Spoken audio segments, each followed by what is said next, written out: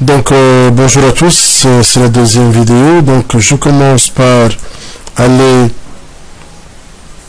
créer un fond, donc aller à Add Image, sélectionner le bon fichier, OK, et puis ajuster ou calculer le rapport d'aspect. Il faut que j'aille à Google. Donc je vais prendre ce point-ci jusqu'à, à titre d'exemple, cette limite. Ou bien plutôt cette limite en bas ici. Donc j'ai exactement 443,28 mètres. Donc je reviens. Donc je mets 443,28 mètres. Et puis je dois mesurer ça réellement ici sur cette photo. Donc je dois zoomer un tout petit peu, je prends la main, je décale comme ça et je regarde sur Google Earth quel point j'ai pris. Donc j'ai pris ce point là à côté du bâtiment noir. Donc je vais revenir et donc je sélectionne la main, je prends ce point là à côté du bâtiment noir. Je prends encore la main, je me déplace jusqu'à, je regarde Google Earth, donc jusqu'à cette extrémité.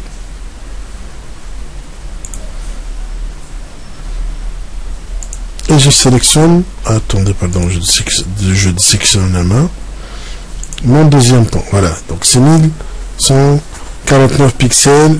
Ça, c'est équivalent à 443,28 mètres. Je fais OK.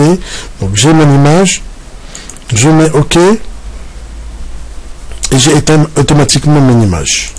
Donc, je prends ici le zoom, fenêtre. Je zoome ici. Et je vais commencer à tracer mon réseau. Donc, je vais ici, map, plus. Alors, on peut toujours tracer comme ça et puis comme ça. Mais c'est, à mon avis, c'est pas une bonne idée pour ce cas. Parce qu'on pourrait ajouter des effets de... Donc, je préfère faire chaque segment de route à part. Et tous ces segments vont se rejoindre ici. D'accord? Ceci n'empêche pas qu'on peut toujours... Je vais effacer. Comme ça, on se comprendra bien. Je peux effacer avec supprimer. Avec supprimer, je peux toujours aussi faire comme ça. Hop.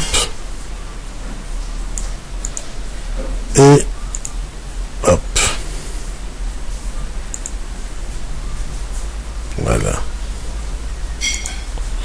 J'ai une intersection.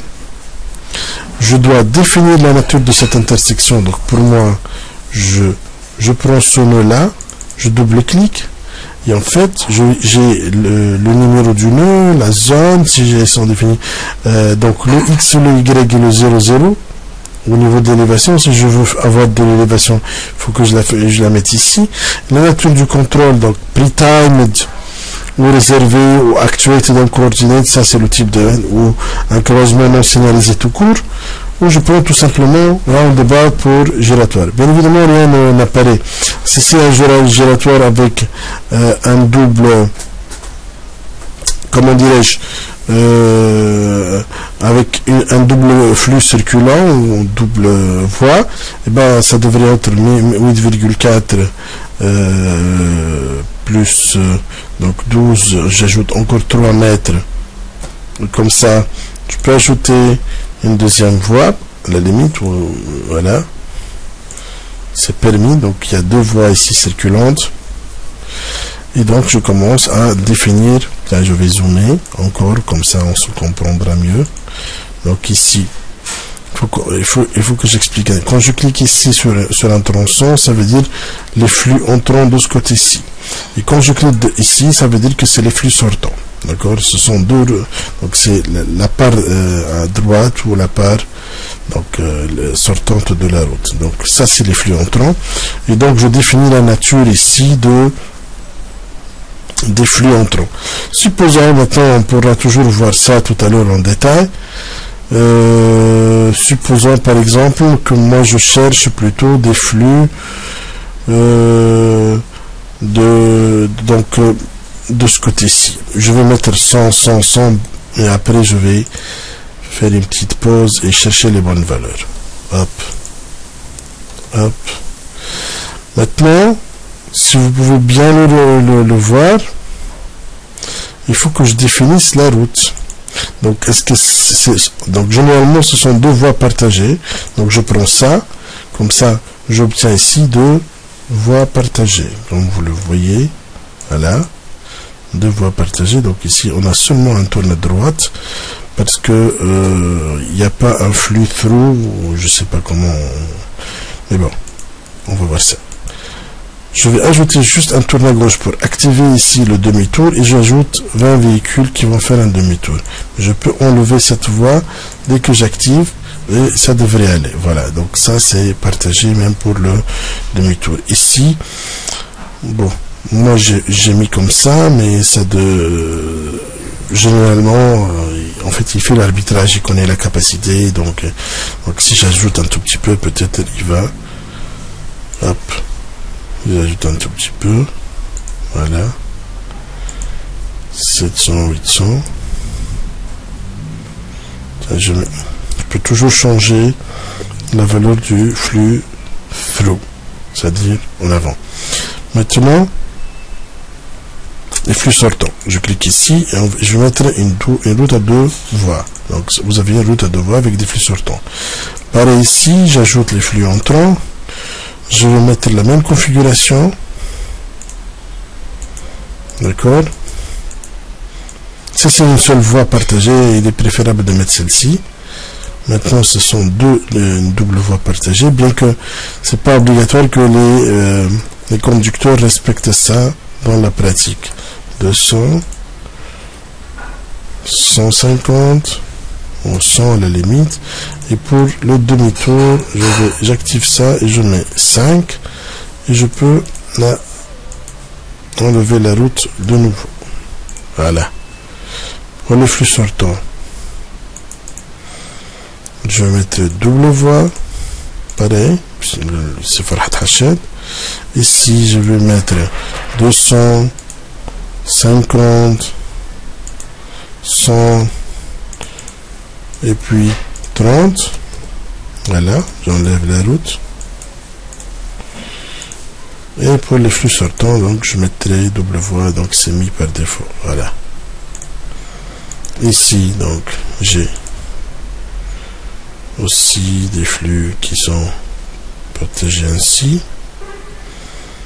Donc 20, 450, 300.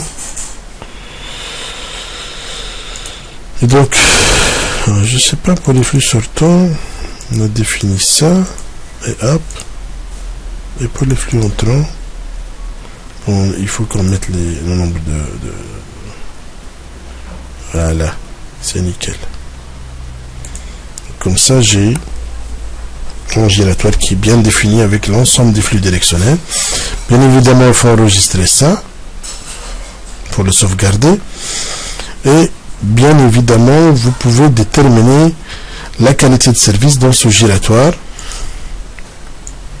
Et sur les différentes entrées, en utilisant bien sûr ces flux-là et en utilisant la démarche du Highway Capacity Manual, donc vous allez à Create Report.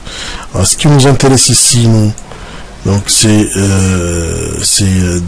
un giratoire. Donc on a besoin du détail. D'accord. Alors, et vous pouvez donc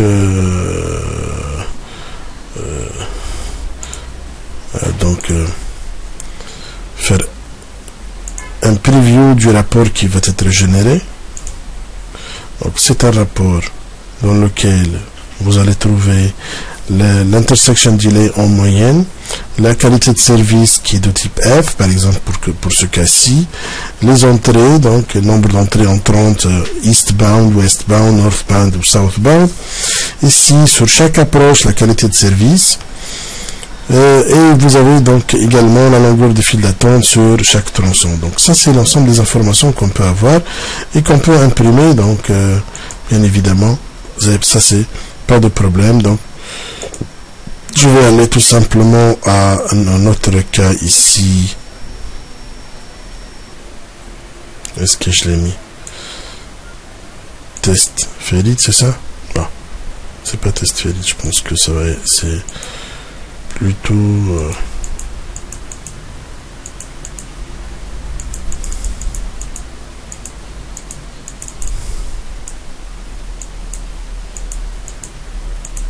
j'ai pas trouvé. Où est-ce que je vais mettre là? Test, ça devrait être le test, non? Allez, je vais mettre dans test. Donc, projet Farhad Report. J'enregistre ça. Hop. Je peux même, donc j'ai toutes les informations nécessaires sur les débuts entrants, sur le rapport, donc, volume sur les capacités. Donc, si vous avez des entrées qui sont surchargées, donc, ça va apparaître et donc, ça va donner une qualité de service de type F, etc. Une fois on a fait ça, donc, on a déjà enregistré auparavant. Vous avez déjà un premier rapport donc sur la qualité de service, sur les entrées. Je lance SimTraffic à partir de là.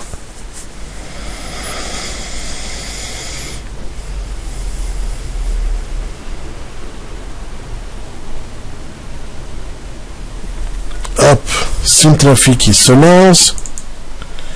Il fait ses calculs. Alors donc vous voyez ici votre simulation avec l'ensemble des retards, donc etc. Donc c'est très intéressant à voir en réalité, donc au niveau du giratoire. Alors, bien évidemment, il y a toujours des imperfections avec ces approches analytiques ou pseudo-analytiques. Moi je pense que il faut toujours probablement prendre donc une simulation donc au niveau des options. Je vais aller à Interval and Volumes. Je vais prendre de 7h30, je prends par exemple la durée d'enregistrement, c'est 60 minutes, ou à la limite 15 minutes, allez, comme ça on ne va pas s'emmerder trop, entre 7h45 anti-meridian time jusqu'à 8h. Et donc je vais enregistrer également les 15 minutes. J'ai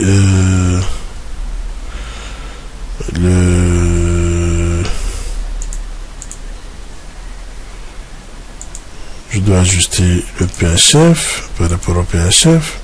Je mets OK.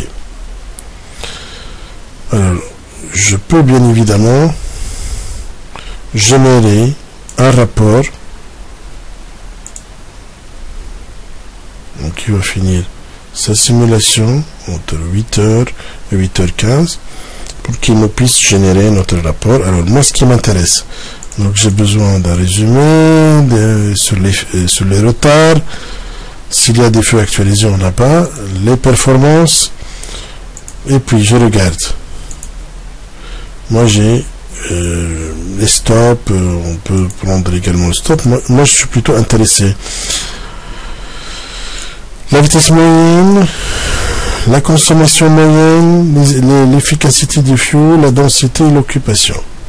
Et donc, si je fais preview, il va me faire sortir donc les informations sur l'occupation, donc ça c'est les performances. Donc on a la consommation, d'accord,